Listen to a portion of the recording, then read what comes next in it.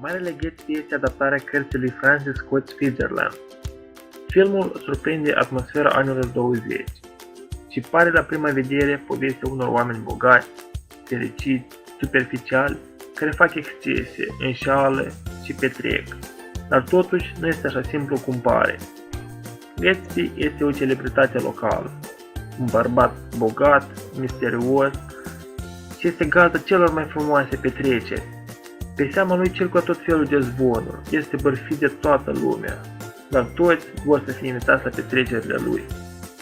Gatsby are totul, mai puțin dragoste femeii pe care o iubește și este dispus să facă orice pentru a o cuceri pe Daisy. Numai că Daisy este o tânără frumoasă, superficială, care se complace într-o căsnicie formală. Nu are un caracter puternic și nu știe să aprecieze iubirea lui Gatsby, ceea ce face ca dezvoltamentul povestii să fie unul tragic până la sfârșit. Marele Gatsby este povestea visului american împlinit și este unul dintre filmele mele preferate de dragoste. Următorul meu film în lista de astăzi este filmul The Notebook. Într-un azil de bătrâni, un bărbat îi citește unei femei o poveste de dragoste, scrisă în jurnalul său vechi. Este povestea lui Noah Calhoun și Ellie Hamilton, doi adolescenți tineri din Carolina de Nord. Ellie Hamilton și Noah Calhoun s-au întâlnit într-o seară la carnaval și se îndrăgostesc. Părinții ei nu consimt legătura fiicei lor, deoarece familia lui Noah nu este suficient de bogată și cunoscută și hotărăsc să se mute departe, cât mai departe de el. În ciuda faptului că trăiesc în două familii medii, social foarte diferite, profund în dragoste și au petrecut o vară de neuitat înainte ca ei să fie separați, în primul rând de către părinții lor și mai târziu de război și destin. Ellie a așteptat mult timp ca noi să-i răspundă la scrisori, dar după mai mulți ani hotărăște să se logodească cu Lon, un chiper soldat american.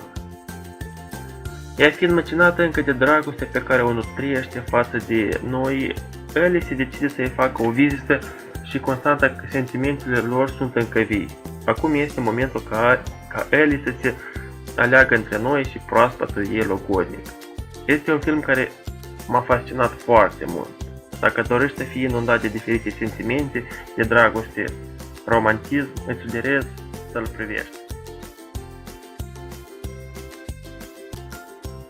Al treilea film în lista mea de astăzi este legendarul film Titanic, al lui James Cameron.